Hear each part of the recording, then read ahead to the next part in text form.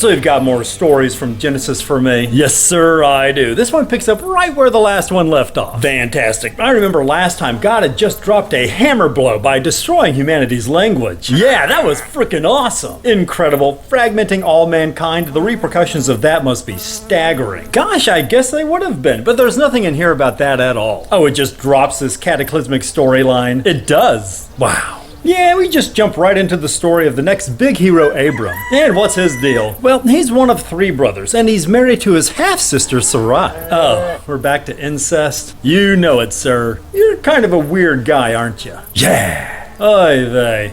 So what happens to these two? Well, God tells Abram that he's the chosen guy, and he's going to have a ton of descendants, and they're going to be given the promised land for everyone to live in. Oh, what's this promised land like? It sounds lush and peaceful. Oh, no, it's not. Well, not only is half of it lifeless desert, famines are a regular feature, and it's populated by scores of hostile tribes. As promised lands go, that one sounds pretty crappy. It's not the greatest. So the indigenous tribes are only too happy to move out of this God-forsaken place and make room for God's chosen people? They most definitely are not. You see, when I said God gives the land to Abram, what I meant is that he instigates 3,000 years of warfare over it. Oh my God. It's not just the wars and famines. There's plagues and disease and pestilence, not to mention more genocides than you can shake a stick at. Jesus Christ. Oh yeah, this promised land is going to be an absolute shit show. Couldn't God have simply poofed an uninhabited Eden-like region into existence for Abraham and his descendants to occupy? Of course, he's God. It'd be super easy, barely an inconvenience. So he does. Don't be ridiculous. Why is that ridiculous? Anyway, one of the regular famines that the promised land is blessed with forces Abram and Sarai to flee to Egypt. Oh dear. And despite her being around 65 years old and barren to boot, the Egyptian Pharaoh thinks Sarai is just beautiful and he wants her for his harem. And obviously God's chosen man Abraham upholds his marriage vows and says no, he does not. Instead, he has Sarai lie and tell Pharaoh that she's not Abram's wife but just a sister. Why would he have her do that? Because Abram thinks he'll be killed if they learn that Sarai is his wife. But why does he think that? Unclear.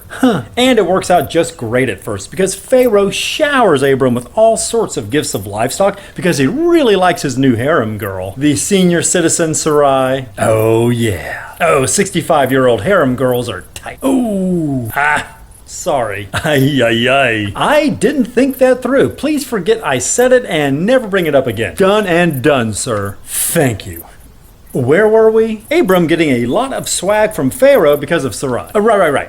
Do they find out that she is in fact his wife? Eventually they do, because God is so mad at Pharaoh for having sex with another man's wife. He afflicts Pharaoh and his household with terrible diseases. So you're telling me God punishes Pharaoh for unwittingly having sex with a married woman, but he's okay with Abraham knowingly pimping his wife? Apparently I am. I sometimes think you are deliberately testing my credulity. I am not. This is actually in here, and I need you to believe these are the decisions of a supreme being. What a mysterious being he is. Yes, he is. So anyway, when Pharaoh realizes that his family's afflictions are the result of Abram's lies, he gets mad. Uh-oh, sounds like it's going to be impossible for Abraham to survive this. Actually, that is also going to be super easy, barely an inconvenience. Oh, really? Yep, Pharaoh just gives Sarai back to Abram, and Abram is allowed to leave with all the gifts he's received. Wow, that was easy. Sure was. So Abraham's fears of being killed because Sarai is his wife were completely unfounded. They were. Wow, he caught Pharaoh in a very good mood. I know, that's what I wrote. So what happens next? Abram and Sarai head back to the Negev. What happened to the famine? The what? You know, the famine that drove them to Egypt in the first place? Oh, that one. It's never mentioned again. Oh, a very forgettable famine. It is, because Abram has bigger worries on his mind now, like how he's going to have some descendants. I imagine it's going to be hard for that to happen naturally, what with their advanced age and Sarai being barren and all. Oh, absolutely. So does God step in to help? Eventually he does, but for now he goes the low-tech route by having Sarai, present her slave Hagar to Abram for sex. Pardon me? Well, Sarai can't have kids, but Hagar can. So the patriarch of the house has a slave presented to him for breeding. That's what we're going with. With such a disparity in social ranking between Abraham and Hagar, isn't it impossible for Hagar to give voluntary consent in this situation? Well, here's the thing about God's attitude toward women giving consent. I'm going to need you to get all the way off my back about that. Okay, all the way. All right, fine. All the way. I get your point, jeez. Great. So Abraham impregnates Hagar. All the way. Stop it. Sorry.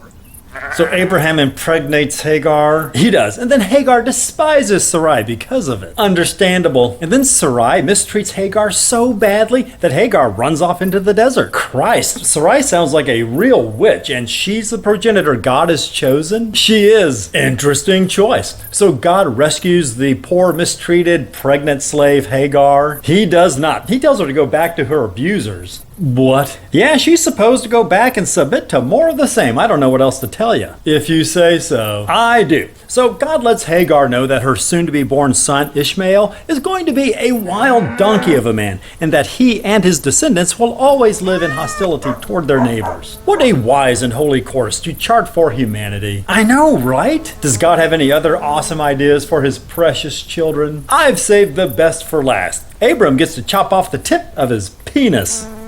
What? Pretty cool, right? God, no. Why the hell would anyone think that's a good idea? Well, the ultimate intelligence in the universe thinks this is a great way to mark his chosen people as separate.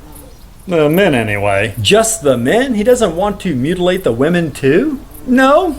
Well, not yet. If God feels the need to mark his people, wouldn't it make more sense to do it in a more public way that isn't, insanely painful? What do you mean? Well, we've established that people are supposed to be covering their private parts anyway, right? Absolutely. So what is the point of marking people in such a concealed area? Wouldn't it make more sense to mark a more public part of the body, like, say, a nose or an earlobe, or literally most any other part of the human anatomy? That does sound sensible and way less painful, but he's going with the nerve-rich foreskin mutilation. Well, okay then. And from now on, Abram is to be known as Abraham, and Sarai is to be known as Sarah for some reason. Sure, that might as well happen. So yeah, that's about it. What do you think? Well, I guess I was on board right up until the end, but that genital mutilation crap is going to torpedo any chance we have to attract new converts. What's a torpedo? Beats me. But I'm pretty sure having God order people to hack off sensitive parts of their genitalia is going to banish this particular belief system to the fringe.